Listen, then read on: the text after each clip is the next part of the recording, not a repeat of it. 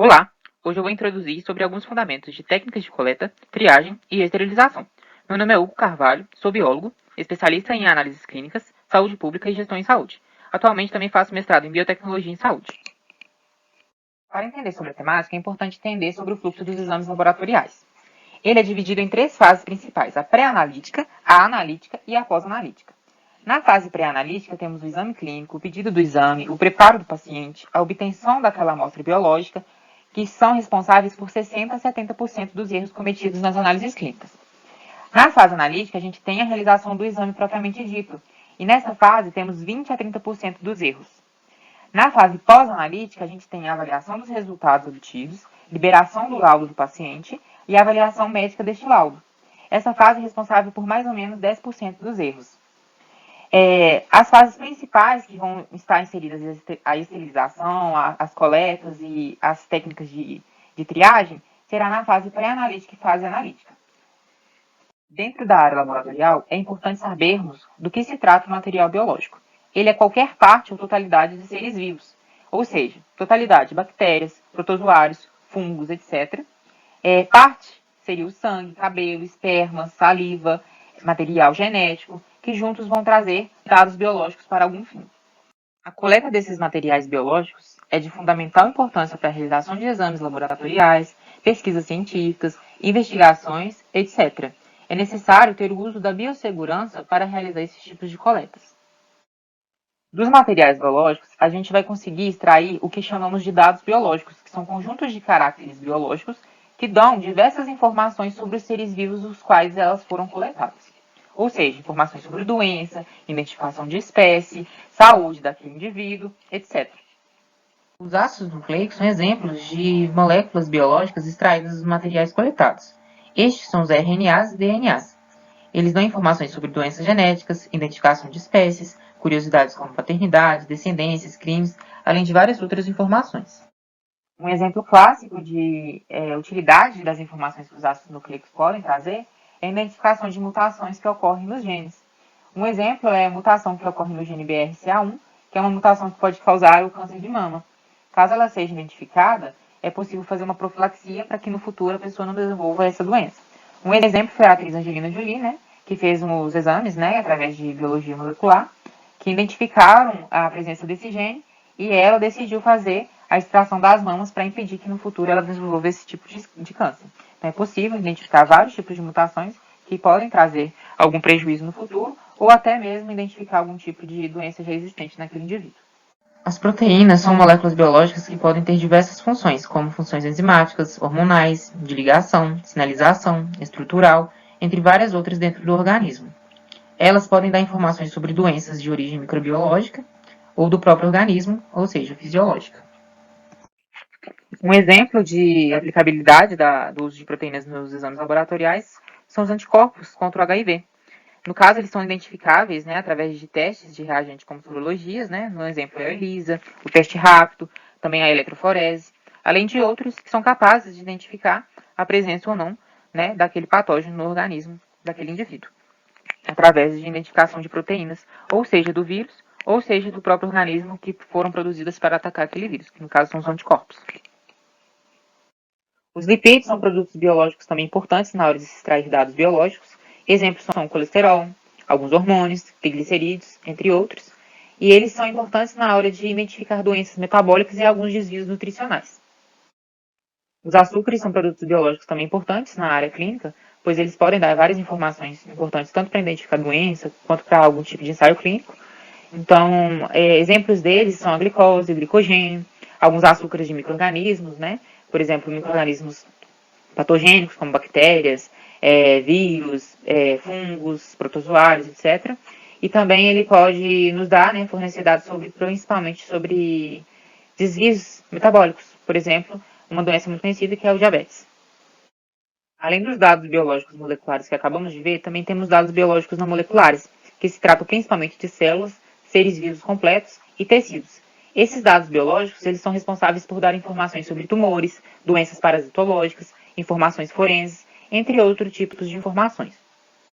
Esses dados não moleculares eles geralmente são avaliados por exames parasitológicos, que envolvem muito a taxonomia e morfologia biológica de cada espécie, causadora da doença, microbiológicos, que envolve o uso de cultura de micro-organismos em microscopia para identificar aquela espécie causadora da doença, e histopatológicos e citológicos, que envolvem a macroscopia daquele tecido ou daquela amostra citológica para saber se ela está saudável ou não. Aqui é um exemplo do uso da taxonomia e morfologia de ovos de espécie de parasitas de importância clínica. E esses ovos eles possuem diferenças morfológicas importantes na hora de identificar qual que é o agente causador daquela doença. Então, a gente se usa esse tipo de dado biológico da diferença entre as espécies para saber qual é o agente causador e identificar as espécies. Então, é importante esses dados que não são moleculares também na hora de identificar essas doenças. Podemos, então, várias espécies aqui causadoras de diversas doenças parasitológicas. No caso, a tênia, até o xistosoma. O sangue é o material biológico mais utilizado para exames de análises clínicas.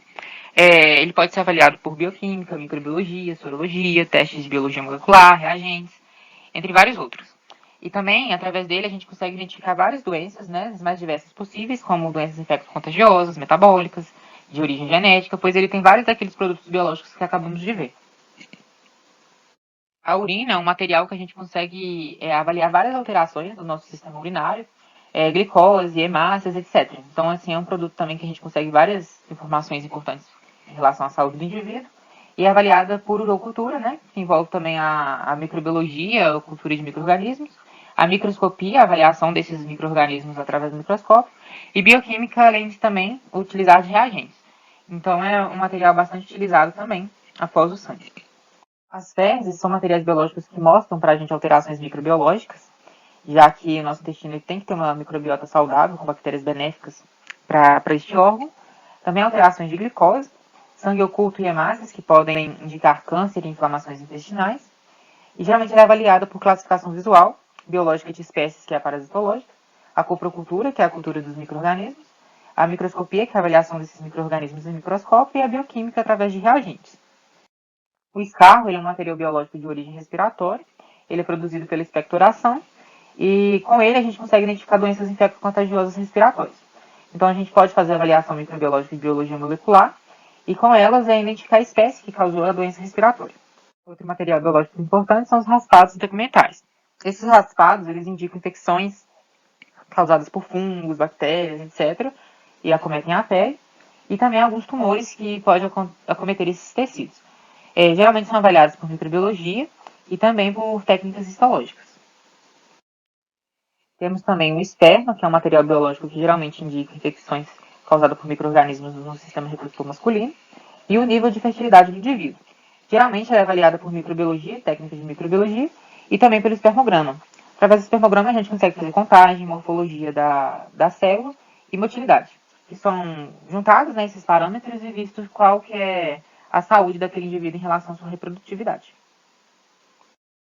Há materiais biológicos que dependem de coletas mais invasivas, portanto necessitam da presença de profissional médico ou enfermeiro para devida segurança.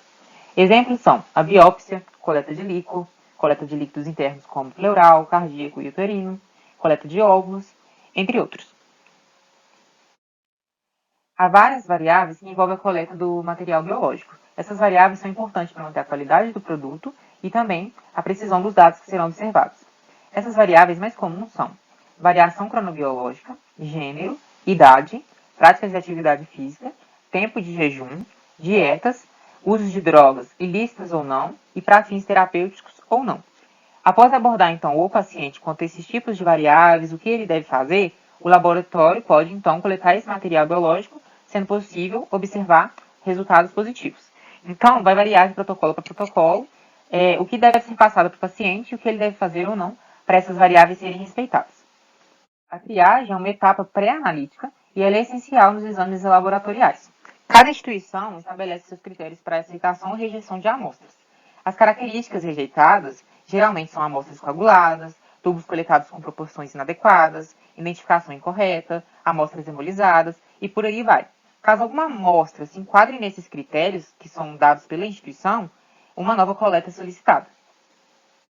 As amostras rejeitadas ou não, elas sempre são descritas em um formulário elaborado e posteriormente elas são analisadas por um profissional. Após essa etapa, as amostras são aceitas e encaminhadas para a área técnica, onde elas são trabalhadas para serem analisadas na fase analítica. A esterilização objetiva exterminar qualquer forma de vida em um material. Geralmente, utiliza-se lâminas, tubos de ensaio, tubos cônicos, placas de Petri, entre outros materiais, para serem esterilizados, já que não são descartáveis. Então, é necessário o uso da biossegurança pelo profissional que realiza esse processo. Os tipos de esterilizações variam de produto para produto, uma vez que eles têm características distintas.